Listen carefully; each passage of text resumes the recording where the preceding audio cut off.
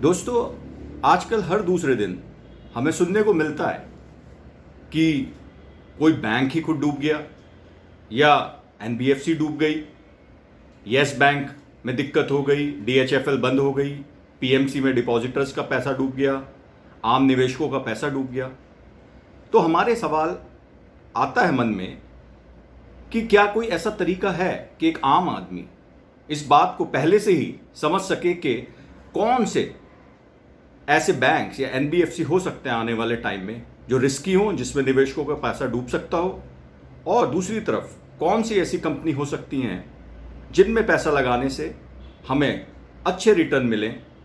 तो आज मैं आपको इस वीडियो में बताऊंगा कि कैसे एक कॉमन आदमी बहुत ही रोज़मर्रा में यूज़ होने वाली कॉमन टर्म्स के बेस पे इस बात को पता लगा सकता है कि किन चीज़ों से दूर रहें और कौन सी ऐसी बैंक्स और एनबीएफसी हैं जो फ़ायदे का सौदा साबित हो सकते हैं। तो दोस्तों, हम सब रोज़मर्रा की ज़िंदगी में कुछ कॉमन टर्म्स यूज़ करते हैं, जिनमें से 3 कॉमन टर्म हैं: अकाउंट्स, असेट एंड लायबिलिटी। क्या ये 3 टर्म जो हम अपनी ज़िंदगी में रोज़ यूज़ करते हैं, इसके बेस पे हम ये पता कर सकते हैं कि कौन सा बैंक या नॉन बैंकिंग फाइनेंशियल कंपनी, जिसे हम एनबीएफसी कहते हैं, वो आने वाले टाइम में एक अच्छा निवेश बन सकता है, या कौन से ऐसे बैंक या एनबीएफसी हैं जो रिस्की हैं, जिनमें पैसा नहीं लगाना चाहिए। तो दोस्तों, इन 3 टर्म को आज हम समझेंगे कि कैसे काम करती हैं। हम रोज़मर्रा की ज़िंदगी में अपने बहुत सारे मनी ट्रांजैक्शंस करते हैं, कुछ छोटे कुछ बड़े। आप सैलरीज कमाते हैं, आप शॉपिंग करते हैं, कहीं जाते हैं मूवीज़ देखने, खाना खाने, वहाँ खर्च करते हैं। तो दोस्तों, अगर आप ये सारे ट्रांजैक्शंस अपने कहीं लिख लें और उन्हें आप कभी भी देख सकें, तो ये सारे ट्रांजैक्शंस मिलके कहलाएंगे आपका अकाउंट। अब असेट को समझते हैं दोस्तों। आपने जो भी इन्वेस्ट करा हुआ है, या आपके पास जो भी कैश है, या आपने कोई फिक्स डिपॉजिट करे हुए हैं, ये सब आपका जो भी मिलके है वो आपका असेट है।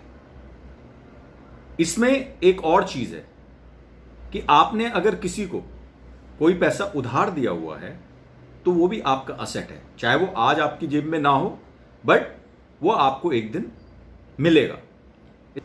इसको आप कैसे समझते हैं कि दोस्तों, आप मान लीजिए कि आपके पास टोटल जेब में 110 रुपये है, आपका टोटल असेट 110 रुपये है। अब आप चाय पीने के लिए अपने दोस्त के साथ गए, वहाँ जाके जब पैसे देने का नंबर आया तो पता चला कि आपका जो दोस्त है वो अपना वॉलेट भूल गया। तो उसने कहा कि यार, आज तुम मेरा 10 रुपये दे दो, मैं तुम्हें कल वापस कर दूंगा।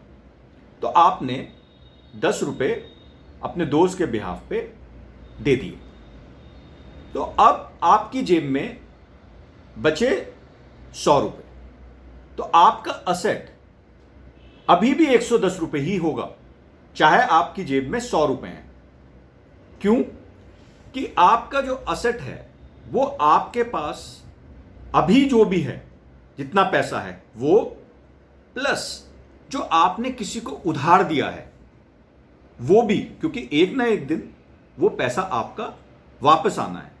तो आपका जो असेट है वो आपके पास एग्जिस्टिंग, यानी कि आपकी जेब में जो 100 रुपये हैं प्लस जो 10 रुपये आपने उधार दिए हैं चाय के लिए अपने दोस्त को, वो भी आपका असेट का पार्ट है। तो किसी भी बैंक या किसी भी एनबीएफसी ने आज जितना पैसा उसके पास है, या उसने जो भी पैसा उधार पे दिया हुआ है जो वापस आएगा किसी दिन, ये दोनों कंपोनेंट मिलके आपका टोटल असेट बनता है। अब लायबिलिटी क्या है दोस्तों? आपके दोस्त ने, जिसने आपसे 10 रुपए चाय के लिए उधार लिए थे, मान लिया उसके पास टोटल 100 रुपए थे, तो अब उसके 100 रुपए में से ये 10 रुपए घट जाएंगे, क्योंकि ये 10 रुपए उसको आपको वापस करने हैं। इसलिए ये 10 रुपया उसके पास एज ए लायबिलिटी है, क्योंकि उसे आज नहीं तो कल वो पैसा वापस करना है। तो वो 10 रुपया जो आपने चाय के लिए पे करा था, वो आपके दोस्त की लायबिलिटी बन गया। यानी कि आप उसके अकाउंट में क्लियरली देख सकते हैं कि उसके पास 100 रुपए का असेट था, उसमें से अब 10 रुपए की लायबिलिटी है। तो दोस्तों, इस तरीके से आप बिल्कुल कॉमन सेंस से, कॉमन लैंग्वेज में पता कर सकते हैं कि किसी भी बैंक या एनबीएफसी में उसका अकाउंट स्टेटमेंट में कितनी असेट हैं और उसकी कितनी लायबिलिटी है।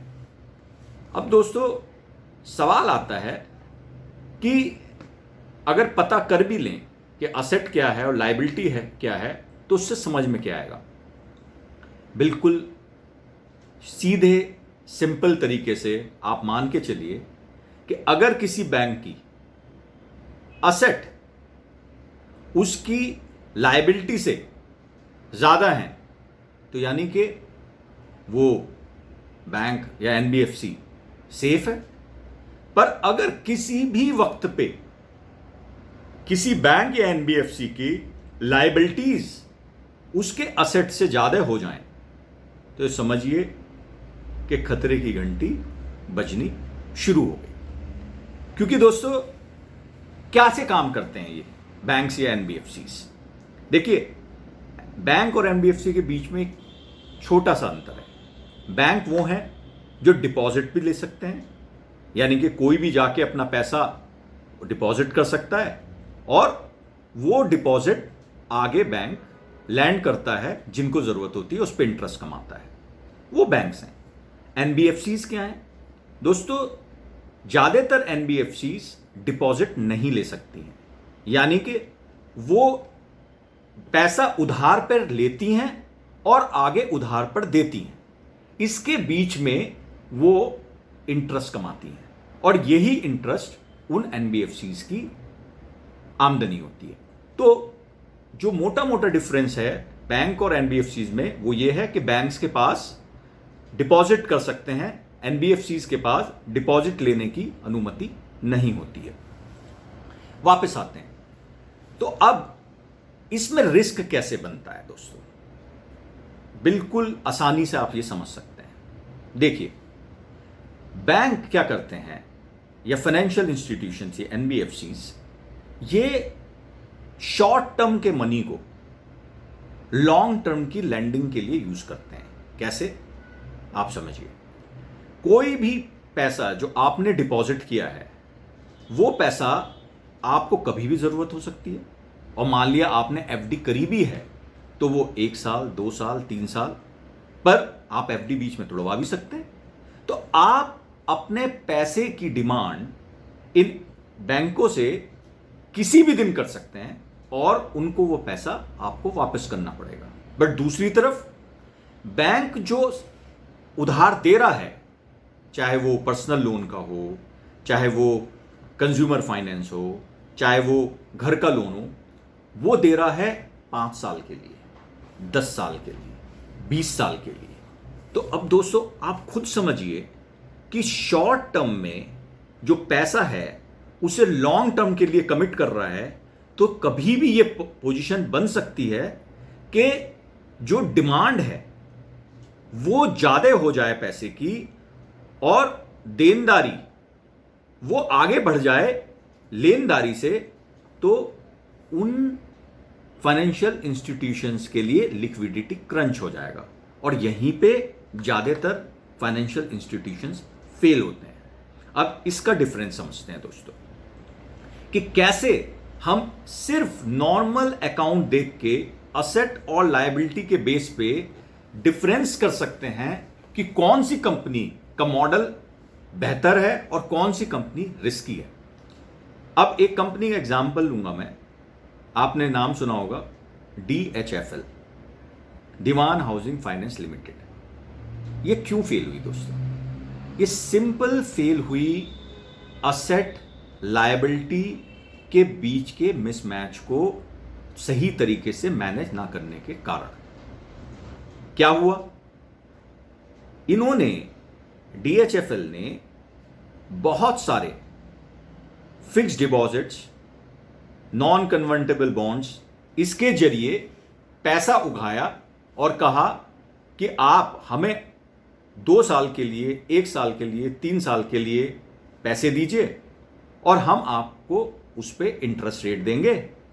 और यह पैसा उन्होंने आगे लैंड कर दिया बहुत सारे लोगों को घर खरीदने के लिए।